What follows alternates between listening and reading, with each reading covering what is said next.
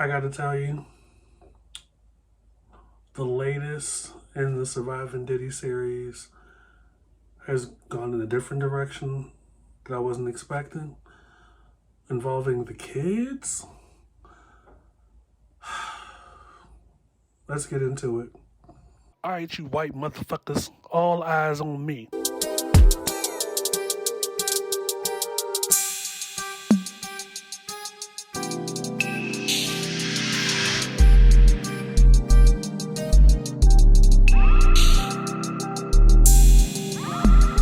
This is the I Refuse podcast.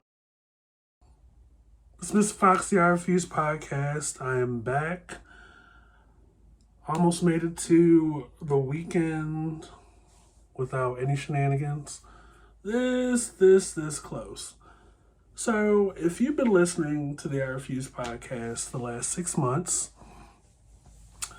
you'll notice that between the channel and the podcast that's available everywhere, Apple and Spotify, that we have a linear kind of thing happening right now.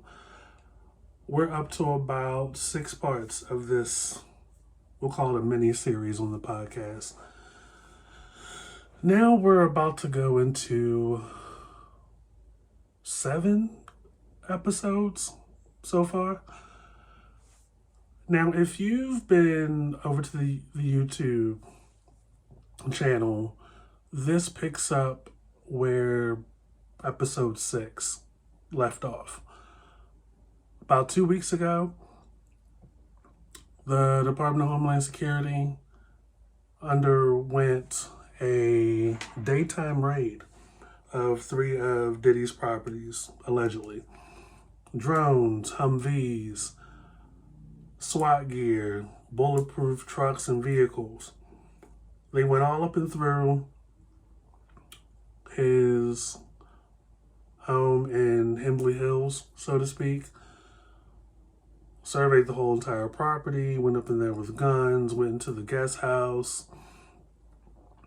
And in that video on the YouTube channel, I had mentioned that they walked out with 2 of his sons in handcuffs, Justin and Christian. And at that point, I said, of all the people that are talking, there's a person that should be talking when it comes to seeing their kids on TV, and that's Misa.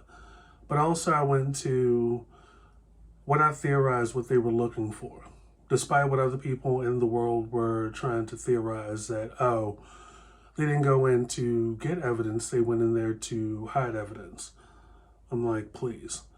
How serious the government takes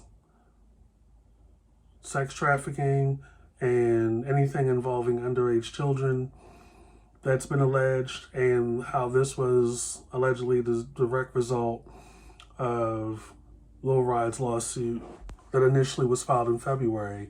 And up until that point of the raid, he had added 25 more pages. So this episode will talk about what else. Not only the additional pages of Lil Rod's lawsuit, but also a filing made specifically at Christian Combs by a woman that allegedly was a Yacht employee on that was assigned to one of the yachts that allegedly Christian and Diddy were on back in December of 2022. So I got my notes. It's a lot. I've been writing all day because I've just been so fixated. So here it goes. New lawsuit filed by Grace O. Marcagh, Marcaigh, versus Christian Combs, one of Diddy's sons, as well as Jane Doe's 1 through 10 and ABC Corporation's 1 through 10. The complaint lists as follows. Allegations of assault, battery, sexual assault, premises liability, which details, because the fact that the yacht was procured, or, premises of, meaning the yacht, and any harm inflicted upon you on the premises, that being the yacht. Aiding and abetting, intentional infliction of emotional distress, negligent of emotional distress. Let's see. So before we get into the actual lawsuit, I want to get into some particulars, sidebar, so to speak. So the attorney that's representing the plaintiff, Tyson Blackburn, also happens to be representing Rodney Jones, aka Lil Rod, in this new lawsuit. Now, like I said earlier, Lil Rod, Rodney Jones, was the producer that filed back in February and added up to 20 pages prior to the raid that I mentioned in the last Surviving Diddy video, allegedly. So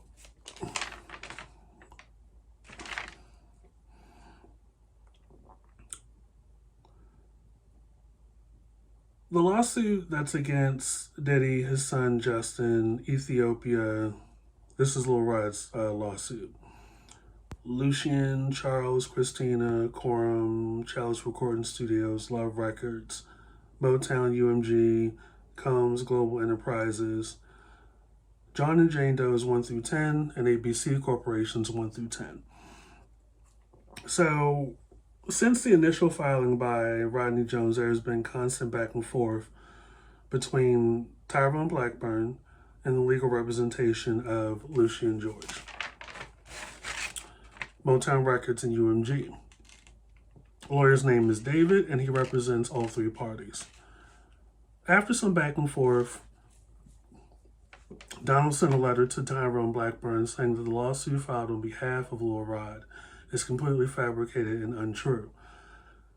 But this is just speaking specifically against his three clients. In short, David's stating that Tyrone filed this lawsuit with full knowledge that it's BS, a Rule 11 violation. What's a Rule 11 violation? A federal rule that when you file a lawsuit, you as the attorney acknowledge and verify that a reasonable amount of investigation of claims outlined before filing. In addition, by filing, the attorneys agree that the suit is not intended for improper use, i.e. harassment or increase of costs. Also, that attorneys certify to the court that these claims are warranted by law and allegations supported by evidence. There's allegations that this lawsuit was filed for attention.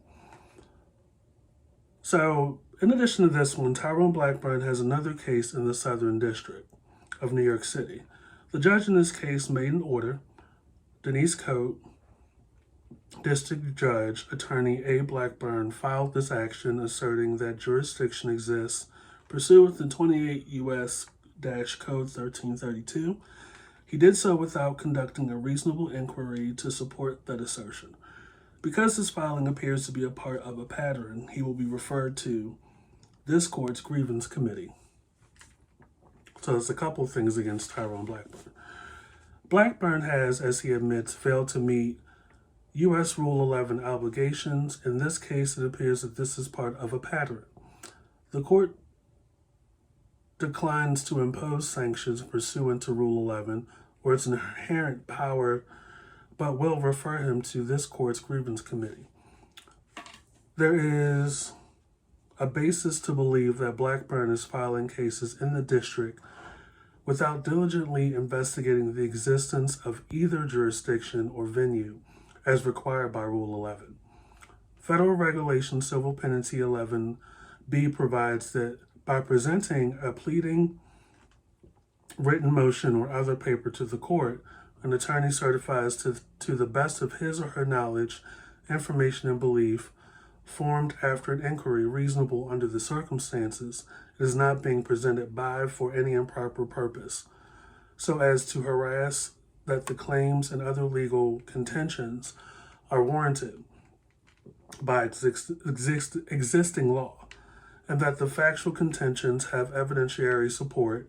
Rule 11 explicitly and unambiguously imposes an affirmative duty on each attorney to conduct a reasonable inquiry into the viability of a pleading before it's signed, cited Gutierrez versus Fox circa 1998. That's a case. Judge goes on to say at the March 5th conference, defense counsel reported that Blackburn told her he filed this case in federal court because doing so would make the press more likely to pick up on it. This is all alleged, by the way.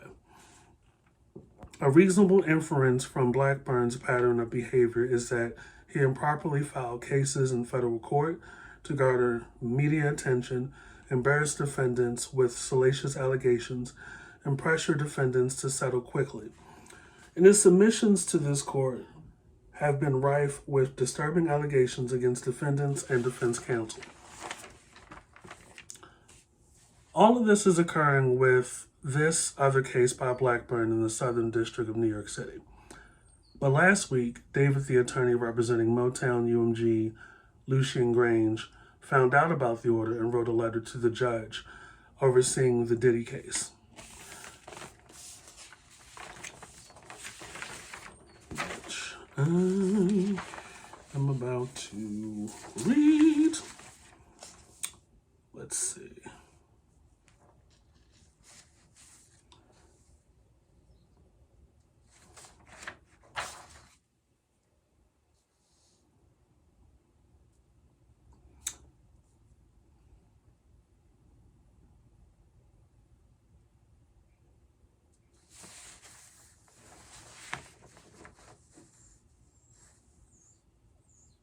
Honorable Paul Odekin, Thurgood Marshall, United States Courthouse, 40 Folly, New York City, New York.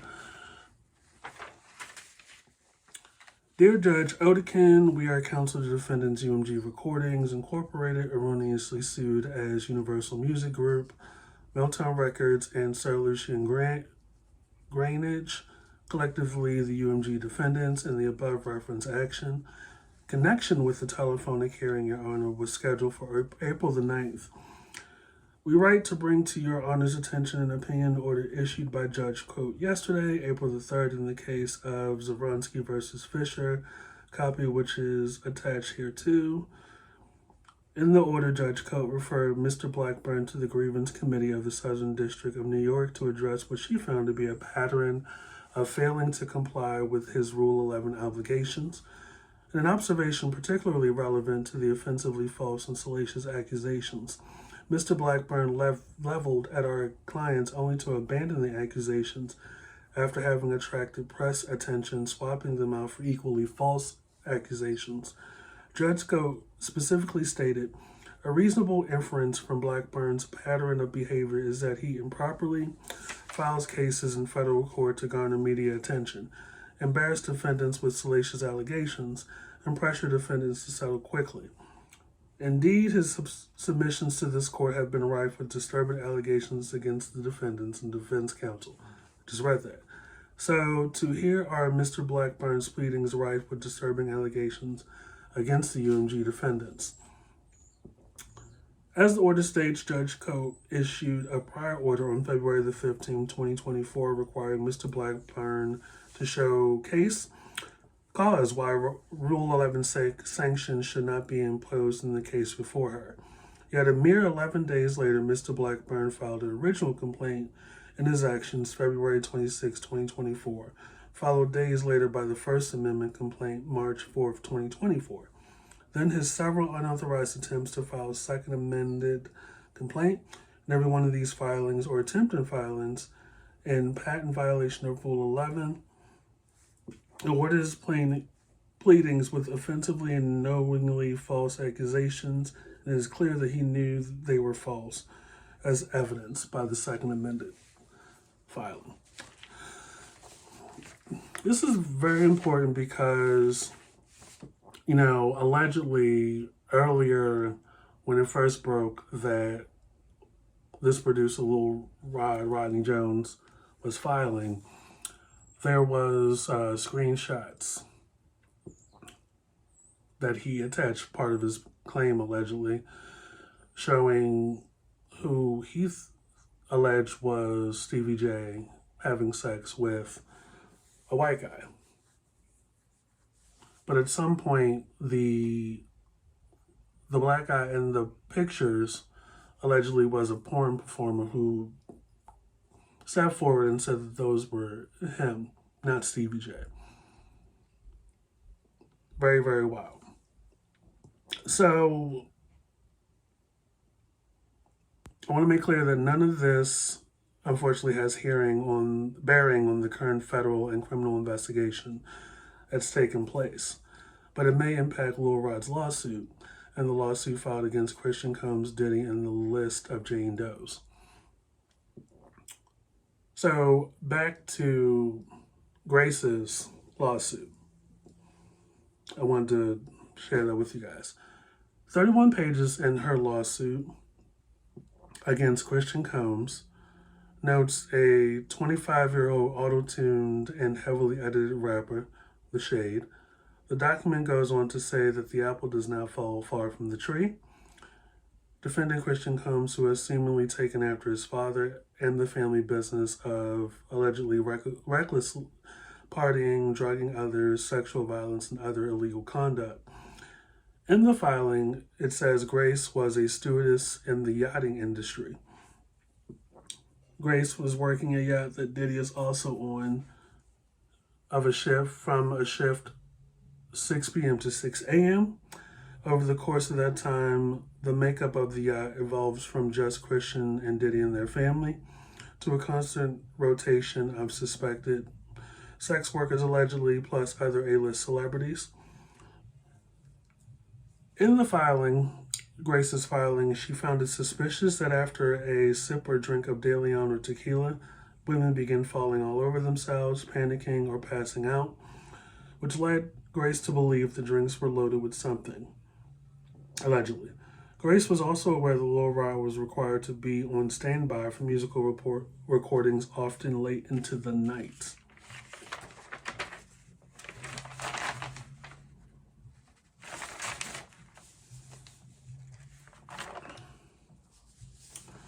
On or about December 28, 2022, the evening shift started as normal.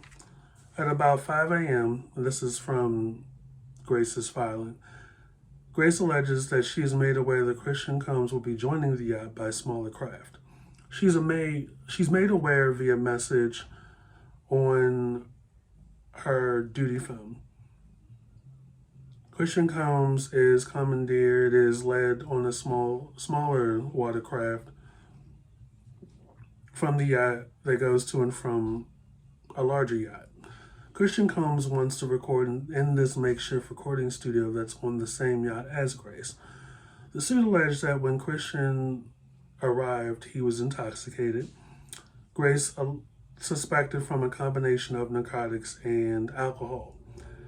The filing goes on to allege that upon entering the studio, Christian started ordering tequila shots to be poured from a bottle of alcohol that he brought on board from another yacht. From then, Grace notices Cassie's big hit Me and You was playing in the background. At some point, she notices that Christian becomes more attentive to her and increasingly more concerned and insisted that she come sit by him, and that she take tequila shots he may have brought on board from another yacht. Allegedly feeling under pressure and wanting to be polite, she obliged. After witnessing Diddy create a Black Santa video, which showed him demanding the captain, various department heads, and crew take tequila shots with him.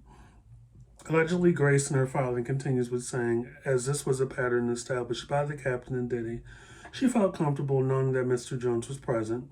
She figured she would take one shot and he would let her return to the pantry, allegedly. At this point, Grace claims the mood changed. Grace goes on to say in the suit that Christian insisted that she remain chatty and that she sit beside him.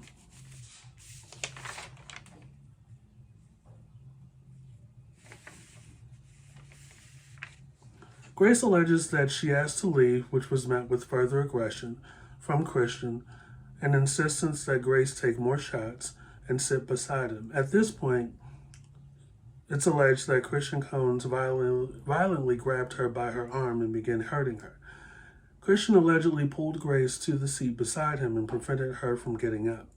Grace insisted that she had to return to the pantry, but her pleas fell on deaf ears. Angered by this, Christian allegedly forced Grace to take another shot. At some point, Grace alleges in the suit that she was feeling the effects of the tequila shots and quickly suspected they were spiked. Grace goes on to allege in the suit that the situation escalated when Grace started to be physically assaulted by Diddy by touching her legs, breasts, arms, and knee curtains, allegedly also trying to kiss her and continue by kissing her neck, face, and hands, allegedly. At some point, the timeline is very blurry and vague. She does not really recall exactly what happened due to the effects of the spiked tequila shots, allegedly. However, due to the alleged insistence by Diddy on Mr. Jones to record everything, Mr. Jones has an audio recording of Christian Combs allegedly drugging, sexually assaulting Grace. There is a transcript included of the recording in the filing. After the alleged assault in the recording studio, Grace attempted to resume her duties that night. She made her way to the pantry where her shift relief was. The other steward noticed how intoxicated Grace was. At this point, Christian allegedly called for Grace. He went looking for her, demanding that she find him a place to sleep on the yacht. She directed him to the movie room, which has one door to exit and enter. Grace alleges that when she entered the room, Christian blocked her from exiting. She retreated to a corner. Christian Combs became physically aggressive, allegedly, started grabbing her, allegedly, upon to which she pushed him back constantly. Christian then took off all his clothes, allegedly. He was at attention. He grabbed Grace's arm, allegedly, and was trying to force Grace to perform on him, allegedly. Allegedly, Grace began fighting Christian Combs. At this point, her partner on board entered the movie room. The following day, in the filing, Grace alleges that she told the captain, upon which the captain allegedly berated and scolded her about the incident. The consequence being assigned to work in front of the house, which means a steward is specifically personally to serve Christian Combs while they were on the yacht. Grace alleges she was not offered alternatives out of this opportunity. The suit goes on to allege the captain received a generous tip from Diddy to remain silent, to remain quiet. Another staple of Tyrone's lawsuits is that they include redacted names and footnotes about those people, who they really are, and other redactions with more allegations. Grace further alleges that she had losses of her job, her relationship, and her mental state to the point of medication and therapy.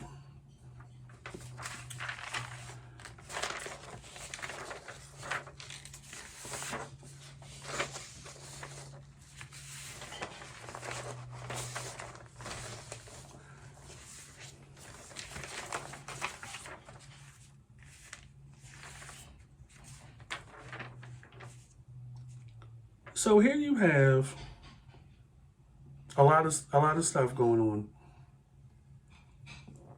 on. You got people coming at Tyrone Blackburn that are representing other parties and that are outlined in some of these lawsuits, right? Which very well may undermine the case.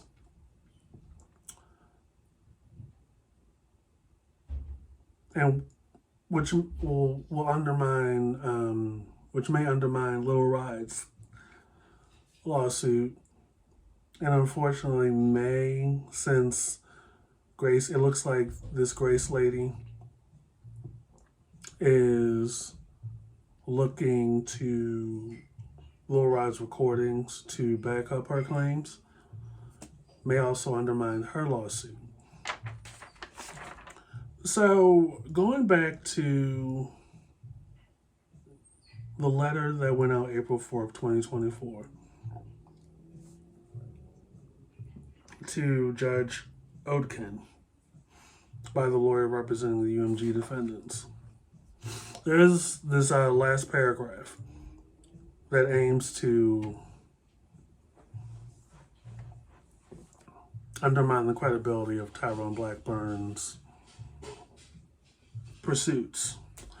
It is painfully obvious that Mr. Blackburn believes he is free to flagrantly violate Rule 11 in furtherance of trying to garner press attention for himself without regard for the truth, and all that regard for the human consequences of his conduct. We have served Mr. Blackburn with a Rule 11 motion, as I had said we would, but this court has the inherent power to address Mr. Blackburn's conduct, and we believe that Judge Coates' opinions and the facts set forth therein are relevant for this court's consideration.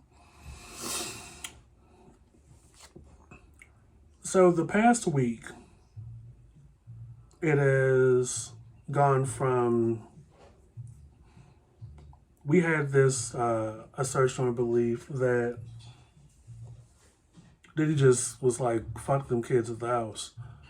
But as time has gone on, it's starting to look like this is allegedly not a case of, it's just Diddy doing these things. And allegedly it's possible that Christian and Justin are in on it.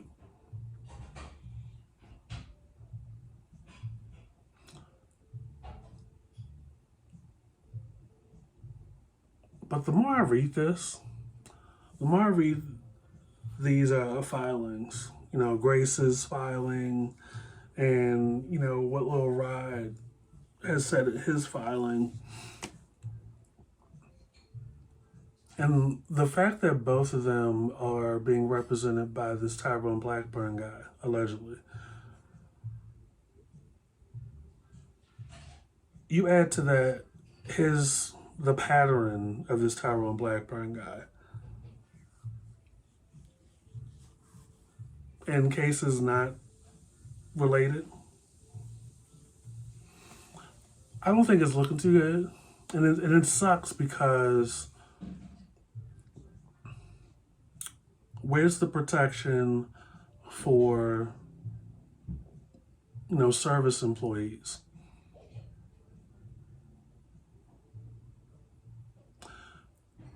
If I know capitalism and business the way I know it, I don't think Lil Ride's going to get the full $30 million. I didn't see an amount tied to Grace's filing or suit. But I can theorize that the yacht company, the captain, all contracted out, and there is liability insurance that separates the employee from employer or client. That insurance probably has a cap on it, which is, I will guess, is nowhere near $30 million.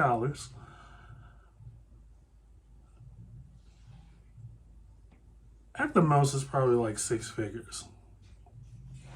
The insurance company is going to pay out the liability to Grace. I'm theorizing here. And that'll be that. They'll probably wipe the yacht clean, wipe everything down, get his spick and span for the next client, and off to the next party. Which sucks because, you know, the job of the other lawyer or the defense is to undermine and poke holes in the team that's the opposing team. Be able to cast enough reasonable doubt in the minds of the powers that be, whether it's an arbitration, whether it's in small claims or a civil court,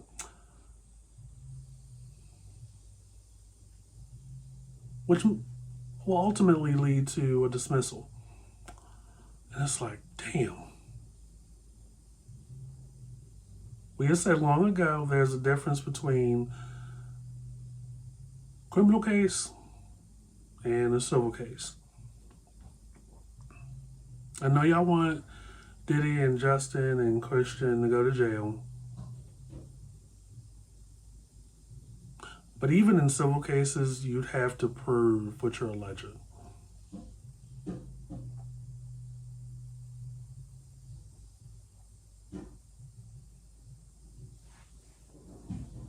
And let's say if they even allow in whatever venue this may end up in to play the recordings. Let's just say that. Because, you made the transcript part of your documents and your filing. They'll most likely want to hear this recording.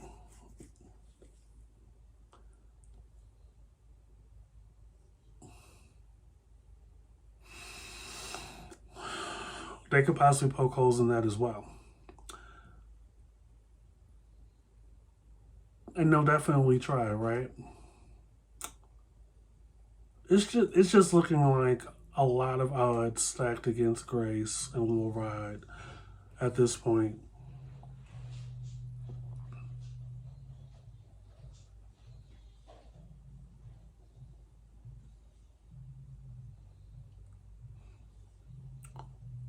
From what we've mentioned on this episode,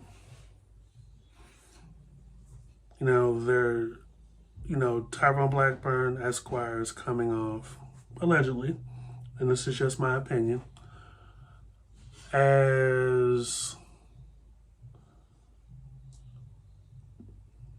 in the same vicinity of an ambulance chaser. A young guy, probably has never had a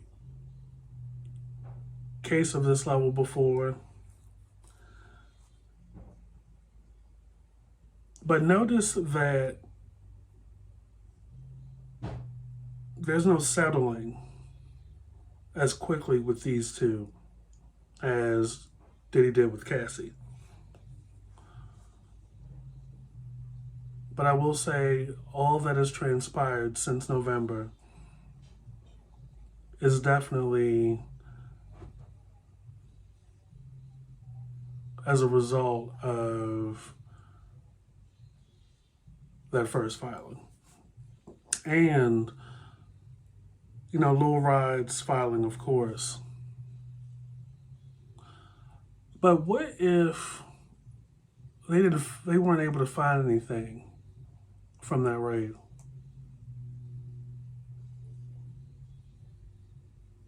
Like I said in the part 5 video on the YouTube channel, or the part 6 video of the YouTube channel,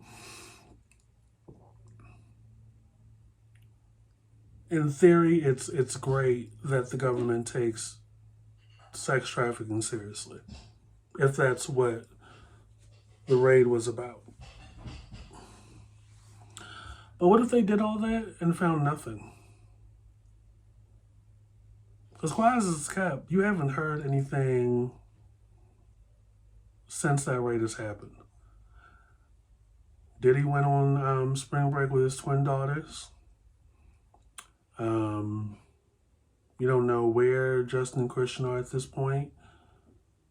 Somehow Misa was able to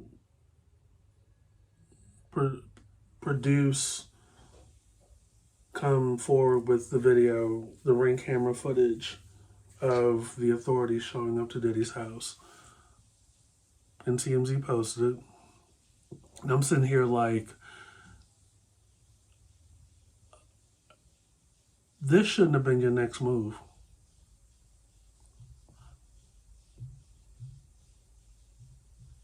And it makes you wonder, like, as the mother of one of his kids, one of the two sons in handcuffs,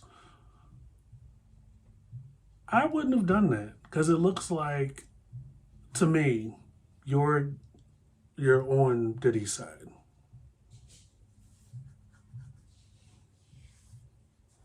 Like, the only reason you would show that Ring camera footage, much less give it to TMZ,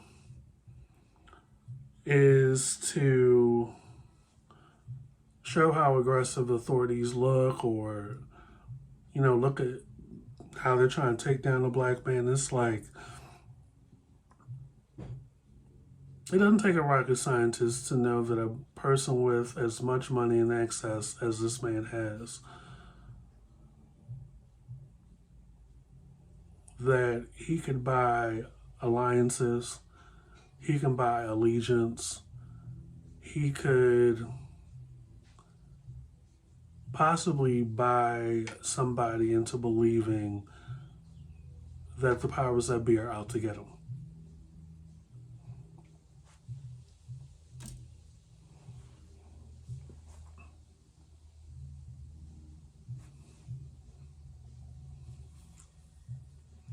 So where we are right now, since that a Department of Homeland Security raid on the 3 properties, and, you know, the private jet being monitored, and allegedly the monitoring system being turned off, and it was allegedly his plane was trying to get to Barbecue Airport, as somebody nicknamed it.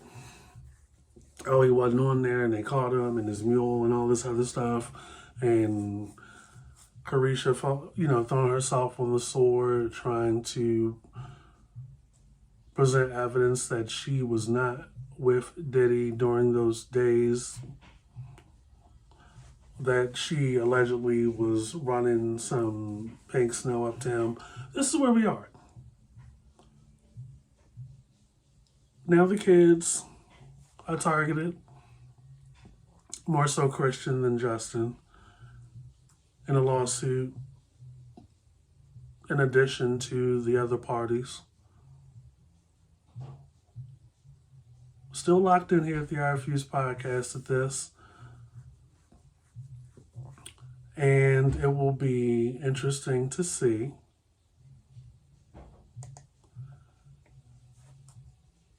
but until then, this is Mr. Fox, the I Refuse podcast. Be sure to keep it locked on the I Refuse podcast. Season 5 is out and available wherever you get your podcasts. Apple, Spotify, Overcast, iHeart, Google Cast, I Refuse podcast, the usual suspects, the I Refuse podcast After Dark. Follow, subscribe, and continue to support the I Refuse podcast on YouTube, the I Refuse podcast page on Twitter at I Refuse podcast, the Instagram page at I Refuse podcast _ between the words. And we will catch you guys later. All of this is alleged. All of this, outside of that, is my opinion. Don't come at me with no mess. I don't make the news, I just report it. It's just so unfortunate that women young adults, and young adults as barely old enough to drink, should be in college somewhere, are being conditioned and groomed to keep up the tradition and the habits of their parents.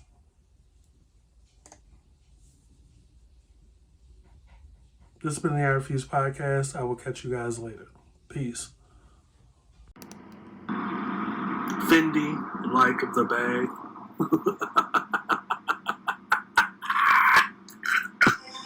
This is the I Refuse.